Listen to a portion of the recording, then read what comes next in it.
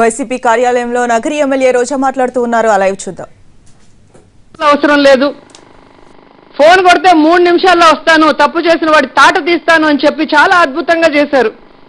కానీ ఈ రోజు రాష్ట్రంలో పరిస్థితి ఎలా ఉందయ్యా అంటే, మామూలు వాళ్ళు కానీ, ఎమ్మెల్యేలు కానీ, అధికారులు కానీ, విద్యార్థులు కానీ ఎవరైనా మహిళలు బయటకి స్వేచ్ఛగా వచ్చే పరిస్థితి ఉందని నేను ప్రశ్నిస్తున్నాను. ఎమ్మెల్యేలు మాట్లాడితే ఎస్సీ ఎస్టీ అట్రాసిటీ కేసు పెడతారు, ఎంఆర్ఓలు మాట్లాడితే వాళ్ళ మీద ఎస్సీ ఎస్టీ అట్రాసిటీ కేసులు పెట్టి ఆ తర్వాత ఇంటికి పిలిపించి సెటిల్మెంట్ అంటూ ఐఏఎస్ ఆఫీసర్తో మీకు కమిటీ వేస్తామంటూ మళ్ళీ కేబినెట్ మీటింగ్లో వాళ్ళదే తప్పంటూ మళ్ళీ కమిటీ వేస్తామని చెప్పేసి మాట్లాడటం. ఈరోజు రిషితేశ్వరి విషయంలో కనీసం ఎటువంటి కామెంట్ కూడా చేయకుండా, ఆ తల్లిదండ్రులకి కనీసం అపాయింట్మెంట్ కూడా ఇవ్వకుండా ఈరోజు ఆ రిషితేశ్వరికి న్యాయం చేయమని విద్యార్థులందరూ కూడా సీఎం క్యాంప్ ఆఫీస్కి వెళ్తే వాళ్ళ మీద లాఠీ చార్జ్ చేయించిన దుర్మార్గము ప్రభుత్వం ఇది కాదని నేను ప్రశ్నిస్తున్నాను. నేను ఒకటే అడుగుతున్నాను, ఈరోజు ఛార్జ్ షీట్ లో 2 అబ్బాయిలు ఒక అమ్మాయి పేరు A1 A2 A3గా వేస్తున్నారు. అసలు దీనికి మొత్తానికి కారణం Nagarjuna university VC and principal. వాళ్ళని ఎందుకు మీరు చేర్చటం లేదు ఈ లిస్ట్ లో? ప్రిన్సిపాల్ కి తెలియకుండా ఆ యూనివర్సిటీలో, వీసీకి తెలియకుండా ఆ యూనివర్సిటీలో ర్యాగింగ్ జరిగే అవకాశం ఉందా నేను అడుగుతున్నాను. అమ్మాయిలతో తైతక్కలాడతాడు, లెక్చరర్లని హెరాస్ చేస్తాడు. అతను ఉమనైజర్ అని చెప్పి అతని మీద ఎన్ని కంప్లైంట్లు ఉన్నా కూడా ఈ రోజు అతన్ని వెనకేసుకొచ్చే ప్రయత్నం తెలుగుదేశం పార్టీ నాయకులు చేస్తున్నారు అంటే, వనజాక్షి కేసులాగే దీన్ని కూడా నీరు గార్చే ప్రయత్నం చేస్తున్నారు అనేది స్పష్టమవుతుంది. ఎందుకంటే స్పష్టంగా మీరు చూస్తే మే 8, 2009లో యాంటీ ర్యాగింగ్ పై సుప్రీంకోర్టు మార్గదర్శకాలు.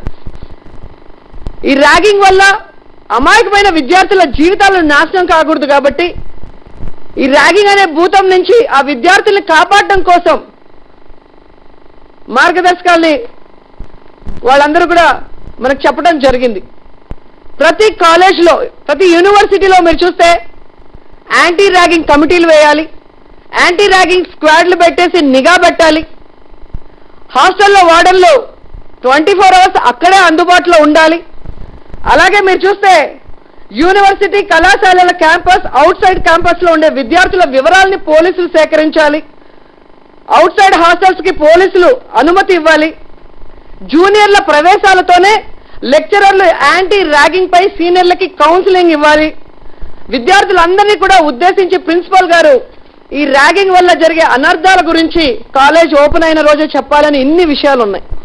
కానీ ఇక్కడ దురదృష్టకరమైన విషయం ఏంటంటే, తనకి ర్యాగింగ్ వల్ల చాలా మానసిక ఒత్తిడి ఉంది, తను కాలేజ్కి వెళ్ళాలంటే భయంగా ఉంది, హాస్టల్లో భయంగా ఉందని రిషితేశ్వరి గారు వాళ్ళ తండ్రి గారు వచ్చి కంప్లైంట్ చేసినా కూడా ప్రిన్సిపల్ పట్టించుకోకపోవడం వల్ల ఈరోజు ఆమె ఆత్మహత్యకి గురి అయింది కాదా నేను అడుగుతున్నాను.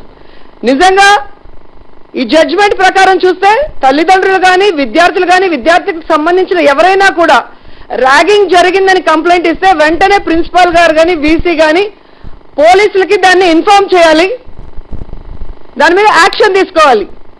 కానీ ప్రిన్సిపాల్ కోర్టులను కూడా ధిక్కరించి తన సొంత నిర్ణయాల్లాగా ఆ తల్లిదండ్రుల కంప్లైంట్ కూడా పక్కన పెట్టడం వల్లే ఈరోజు ఆ అమ్మాయి మరణించింది. కాబట్టి first accused principal, next VC, వీళ్ళిద్దరిని A1 అక్యూజ్డ్గా చేర్చకుండా వాళ్ళని పక్కన పెట్టేసి ఈరోజు మళ్ళీ ప్రిన్సిపల్ అంత ఉత్తముడు లేడు, అలాంటి ప్రిన్సిపల్ మళ్ళీ యూనివర్సిటీకి దొరకడం.